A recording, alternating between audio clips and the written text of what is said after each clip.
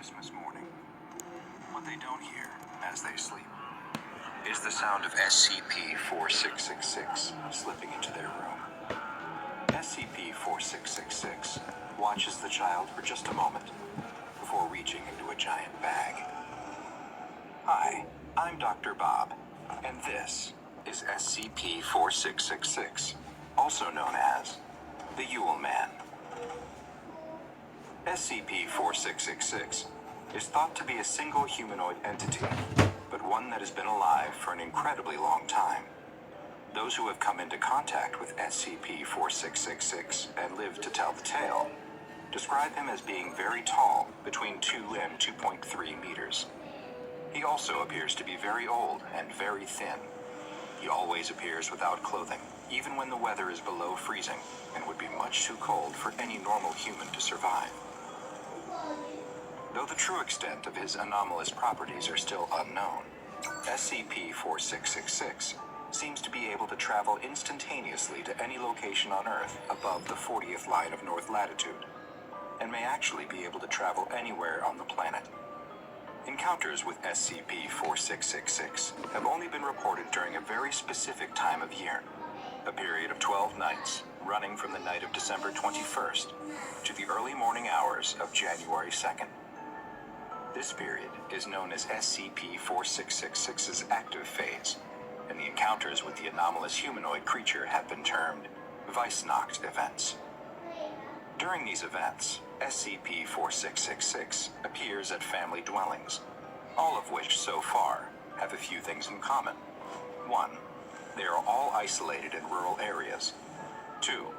They are in locations with snow that covers the area for the duration of the event. And 3. They are all home to a family with at least one child under the age of 8. In places that match all of those characteristics, Weissnacht events sometimes occur and always follow the same basic progression. During the first 7 nights, the children will report seeing a strange figure within the vicinity of the home. The entity will seem to be watching the home from a distance, such as from across a field or from the edge of a nearby forest.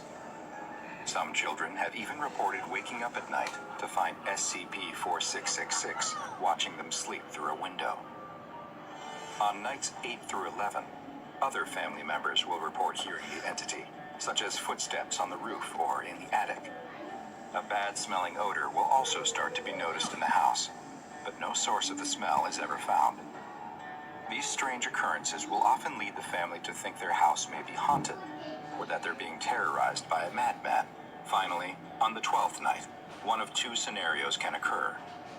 In the first, which happens roughly 15% of the time, families will often report that they heard footsteps during the night inside of their house. But there is never any sign of forced entry like broken windows or doors. In the morning, the children will find crudely made toys at the foot of their beds. For the lucky ones, this is the end of the Weissnacht event for them. The roughly 85% who experience the other scenario are considerably less lucky. In the vast majority of cases, the 12th night is a horrible experience. SCP-4666 still enters the home on the final night, but rather than leave presents for the children, it incapacitates the family and moves them all into a single room, where it proceeds to kill them one by one in view of the rest of the family. The exact method of killing varies from event to event, but there's almost always an element of torture that occurs before they are finally killed, and this torture may serve a ritualistic purpose. The entire family is killed except for one of the children who is under the age of 8. This child is instead abducted and placed into a giant bag SCP-4666 carries with it. SCP-4666's existence was first noted in 1974 by the Foundation's then new signature recognition program, which alerted the Foundation to several suspiciously similar home invasions and murders that occurred throughout the Northern Hemisphere on the night of January 1st.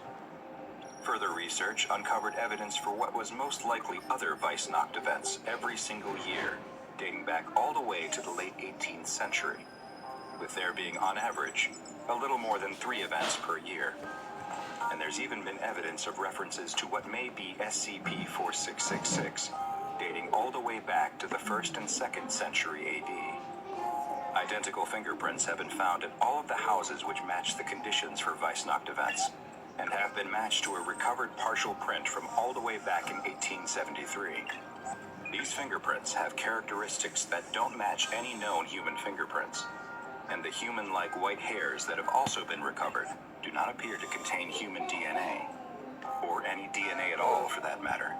In the rare Weissnacht events where SCP-4666 does not murder the family and gifts are left behind, the gifts are anything but normal.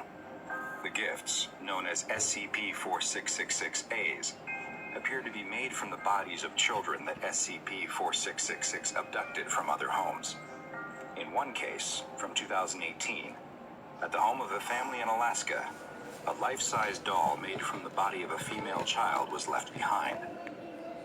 The doll was wearing a dirty dress made from sewn-together rags that was in some places sewn directly to the skin. Her mouth had been sewn shut and painted red with human blood. Another child's fingernails had been glued over her own, and 3 fingers were missing completely. The scalp had also been replaced with another child's scalp and hair like a crude wig. Worst of all, both eyes had been removed and replaced with 2 stones which were painted to look like eyes. But most frightening of all was that the child who had been turned into a doll was somehow still alive. Authorities took the girl to a hospital where she was able to give a brief interview. She explained that the man who abducted her had killed her parents before putting her into a giant bag where there were other children too. SCP-4666 took the children somewhere deep below the earth in a cave system full of ice and bones. There, they were forced to make crude toys until they couldn't go on any longer, at which point they became toys. The girl, now known to be Ekaterina Morozova, had been abducted 2 years previously in a known Weissnacht event. She survived for only 18 hours after being discovered. An autopsy revealed many terrible injuries, and the cause of death was found to be from severe, sustained malnourishment. SCP-4666 has been classified as Keter and is currently not contained. The Foundation monitors web traffic and law enforcement channels for any evidence of SCP-4666 activity, and especially any potential Weissnacht events, such as cases of stalking reported during the 12-night active phase, or other strange phenomena at houses with young children. Should a Weissnacht event be suspected to be in progress, the nearest containment task force is dispatched to attempt to contain SCP-4666 using the standard PDP-8 humanoid first contact protocols. So far, no such containment attempt has been successful.